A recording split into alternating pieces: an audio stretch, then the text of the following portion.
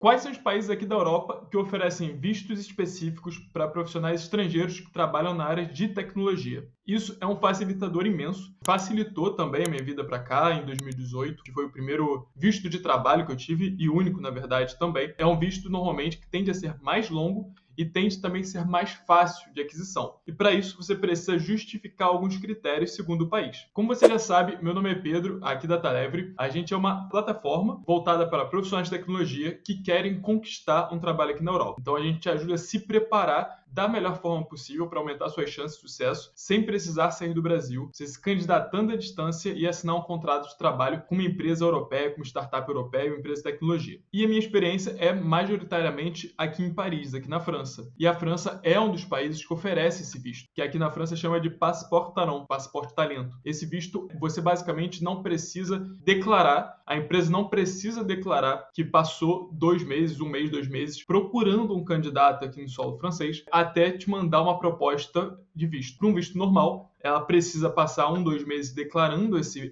cargo aberto, falando que não conseguiu contratar ninguém aqui, para, em seguida, informar o governo francês sobre essa demanda e que não teve resposta. A mesma coisa, por exemplo, é feita na Holanda. Então, tem que informar o próprio governo que você não conseguiu contratar ninguém no país, para, em seguida, você poder enviar um pedido de visto e justificar, assim, a contratação de um profissional estrangeiro. Sendo que, como a área de tecnologia é uma área de muita demanda de emprego, é uma área onde você precisa rapidamente crescer, você realmente ter seu modelo de negócio muito prejudicado, quiçá inviabilizado, se você não crescer rápido o suficiente, os governos começaram a fornecer, alguns anos atrás já, o Passaporte Talent a profissionais de tecnologia. Aqui a gente não vai entrar no detalhe de cada pré-requisito de cada visto, até porque a gente vai poder fazer, demoraria muito, ficaria um vídeo muito longo, e também esses pré-requisitos acabam sendo atualizados constantemente. Mas basicamente você tem que ser um profissional com a formação a nível superior, então você já tem que ter ou justificar de experiência equivalente, então você tem que ter pelo menos, digamos, 5, 10 anos de experiência, ou ter formado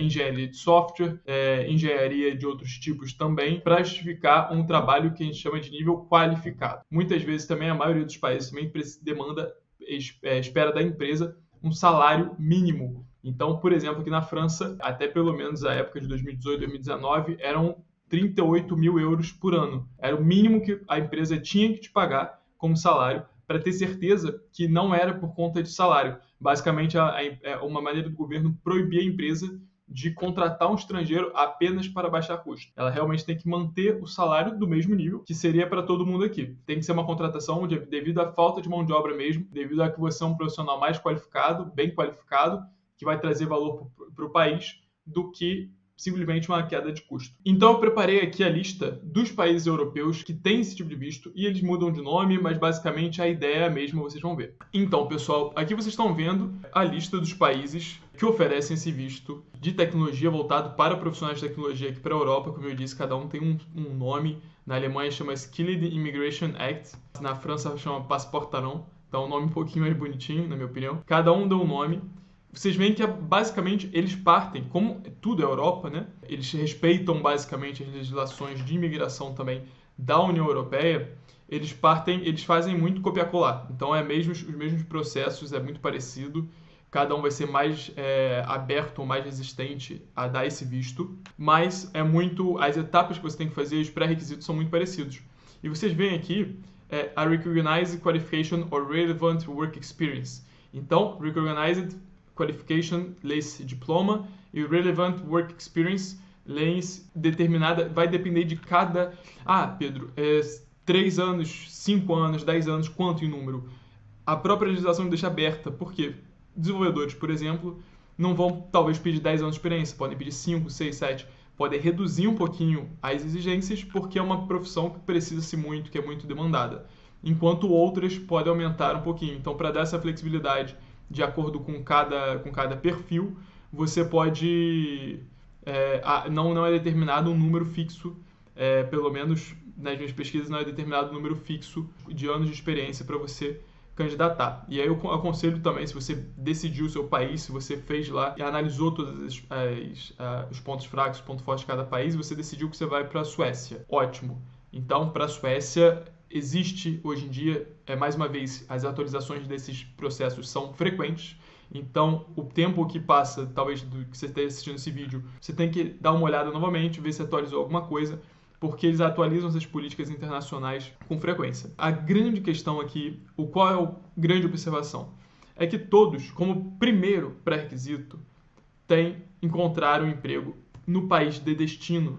Então, o que isso significa? Se para ter o visto, você precisa, para pedir o visto, você precisa ter uma oferta de emprego, find a job, significa que primeiro você deve encontrar um emprego sem sair do Brasil. Ou seja, é muito possível e não é só possível, quanto é o que o próprio país em si te pede. Se você precisa de um visto, se você não tem uma cidadania, vale muito mais a pena você tentar, ainda mais depois do Covid, depois da pandemia. Processos seletivos começaram a aceitar muito mais esses processos 100% à distância, sem nenhuma presença física, enquanto na minha época, em 2018, muito mais empresas recusavam fazer o processo 100% à distância, como eu ainda estava no Brasil. Eu fiz o processo todos os seletivos que eu fiz foram 100% à distância em 2018, antes do Covid. Apesar de eu já ter conhecido o país, tinha vantagem, claro, de eu já ter morado aqui, eu já tinha morado em Paris antes. Tinha essa desvantagem de que muita maioria das empresas não aceitavam o processo 100% à distância. Pelo menos a última fase tinha que ser presencial e eu não conseguia fazer. Enquanto para vocês hoje em dia é mais fácil esse ponto onde você pode fazer todo o processo à distância e muitas empresas não vão ligar para isso. Claro, obviamente, várias empresas não vão conceder o visto, não vão querer fazer a burocracia do processo de visto, ou então financiar simplesmente o visto, financeiramente falando, não vão querer esse custo. E aí o que você faz? Ah, Pedro, o que eu faço se a empresa não quiser pagar o visto? Brother, passa para outra. Então, passa para a próxima. Como a gente fala aqui na Talevre, a questão é, quantitativamente, você tem que ter candidaturas o suficiente para te dar abrir suas chances, abrir o seu leque. Então, quantitativamente, são 100, 200 candidaturas por mês que você tem que enviar constantemente. E é assim que até os candidatos, até meus amigos, assim, até as pessoas que moram na Europa, os europeus, funcionam. É a gente que está acostumado a mandar uma, duas, mandou 30, já está achando que candidatou a muitas vagas. Isso não é verdade. Você tem que mandar 100, 200 por mês, pelo menos, para aumentar as suas chances de sucesso. E, além disso, fazer isso da maneira certa. Fazer isso, a maneira errada seria você enviar um currículo EuroCV, ou então um currículo sem foto, um currículo não adaptado ao mercado que você está enviando, ou então a própria fazer entrevista sem se preparar, sem fazer uma pesquisa da Megalupa antes, ou então você sem entender bem quais são suas forças e fraquezas para aquele cargo. E a maneira certa é, com certeza, trazendo diferenciais seus e também do fato de ser brasileiro. Você precisa colocar isso em primeiro plano.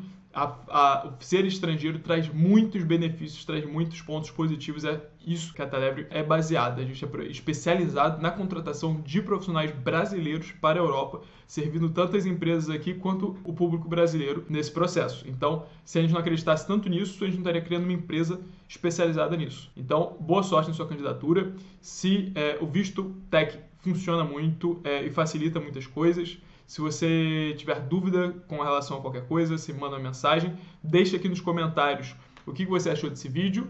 E também não esqueça de seguir o nosso canal e ligar o sininho para você ficar atento nos nossos novos vídeos, que a gente tem um vídeo aqui toda semana. Beleza? Gente, muito obrigado, um abraço e até a próxima. Tchau, tchau.